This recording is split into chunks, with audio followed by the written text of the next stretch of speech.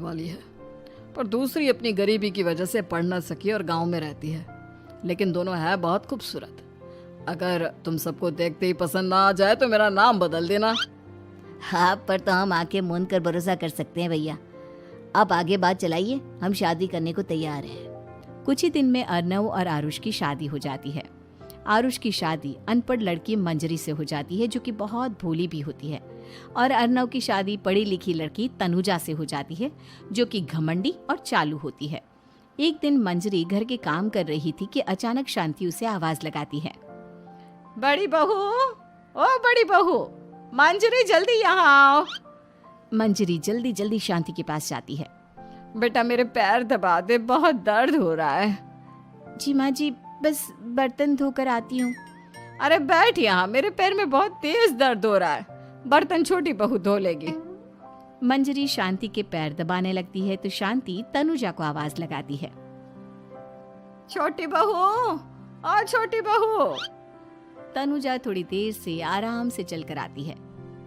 जी माँ जी, आपने बुलाया मुझे? आपको कोई काम था क्या? तू कुछ काम कर रही है या? शांति की बात काटते हुए तनुजा बोलती है। कुछ नहीं माँ, फोन पर अपने घर पर बात कर रही थी। अरे बाद में बात करियो अपने घर वालों से, पहले जाके बर्तन धो ले। तनुजा मुंह बनाते हुए अपनी जिठानी की ओर देखती है और मन ही मन कहती है, ये महारानी वहाँ बैठी है, ये नहीं कि बर्तन धो ले। मैंने इतनी पढ़ाई बर्तन धोने के लिए की थी क्या? तनुजा दांत पीसकर वहां से चली जाती है। अगले दिन सब दफ्तर चले जाते हैं, तभी डाकिया चिट्ठी लाता है। शांति चिट्ठी लेकर मंजरी से कहती है, बड़ी बहू जरा छोटी बहू को बुलाना, एक चिट्ठी आई है। मेरी तो आंखें कमजोर है तो मुझसे पढ़ा नहीं जाएगा। मंजरी तनुजा के पास जाकर कहती है, तनुजा तुम्हें माँ जी बुला रही हैं। मुझ पर हुक्म मत चलाओ, काम बताओ काम। अरे मैंने तुम पर कहाँ हुक्म चलाया, और हुक्म चला भी दूंगी तो क्या हुआ, तुम तो मेरी छोटी बहन की तरह हो ना। तुम जैसी अनपढ़ जाहिल और गांव की गवार मेरी बहन नहीं हो सकती। बेचारी मंजरी तनुजा की बात सुनकर अपना सा मुंह लेकर रह गई। कोई चिट्ठी आई है, माँ जी तुमसे पढ़वाना चाहती है, बस इसलिए बुला रही हैं। मुंह टेढ़ा करके तनुजा मंजरी का मजाक बनाती हुए कहती है, अनपढ़ कहीं की। तनुजा का ऐसा बर्ताव देखकर बड़ी बहू बहुत दुखी होती है।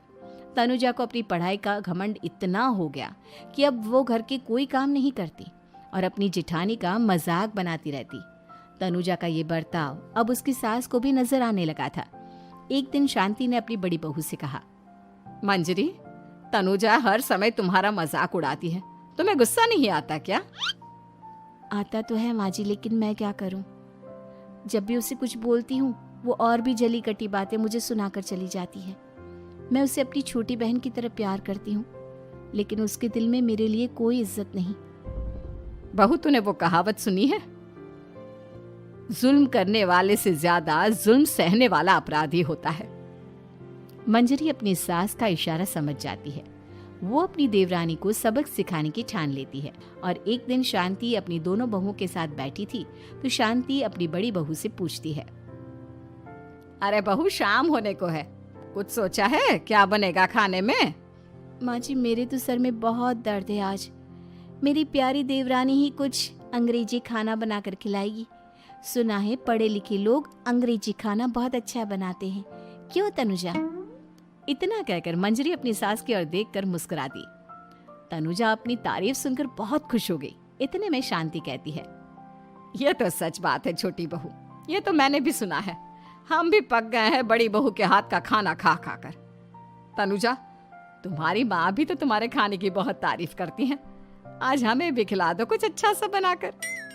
शांति की बात सुनकर छोटी बहू और आसमान पर चढ़ गई, पर उसे ये कहाँ पता था कि उसकी सास और जेठानी उसे सबक सिखाना चाहती हैं।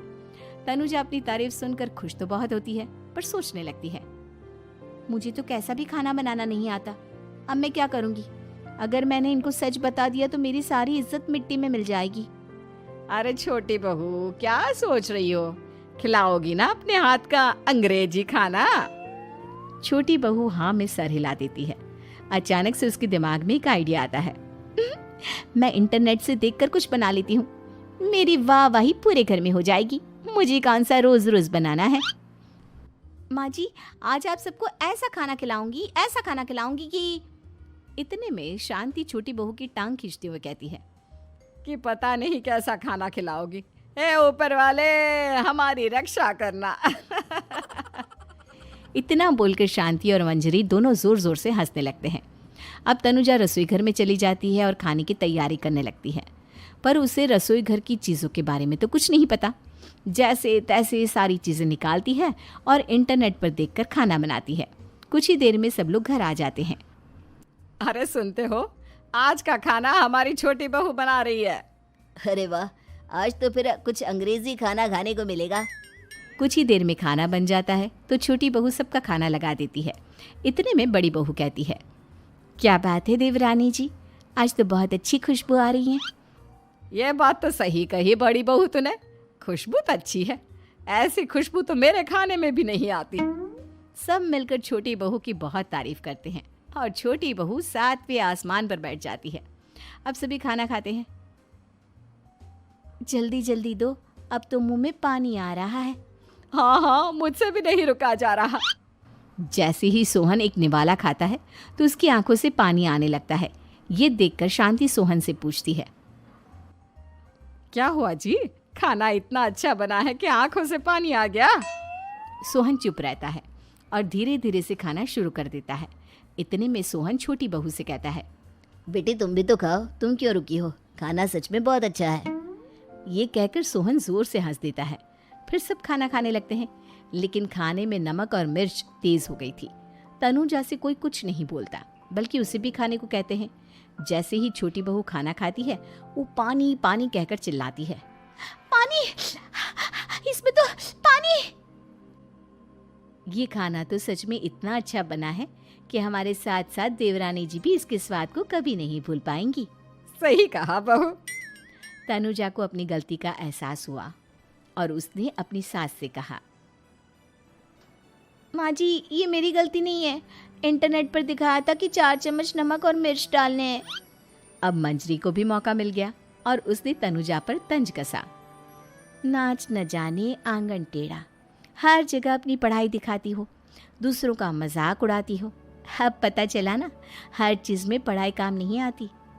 और तुम तो शहर में रही हो, तुम्हें तो मुझसे भी अच्छा खाना बनाना आना चाहिए ना। बेटा, अगर तूने ठीक से सब सीखा होता तो आज तुझे शर्मिंदा नहीं होना पड़ता। बात शहर या गांव की नहीं होती। मंजरी गांव से आई है, लेकिन उसे घर का काम करना और खाना बनाना सब अच्छी तरह से आता है। तुम शहर में रही हो, तुमने ये सब क्यों नहीं सीखा? छोटी बहू सर नीचा कर सबसे माफ़ी मांगती है और बहुत शर्मिंदा होती है। दीदी, मुझे माफ़ कर दो, मैंने आपको बहुत बुरा भला कहा, पर आपने मुझे हमेशा ही माफ़ किया। आज मुझे अपनी गलती का एहसास हो गया है।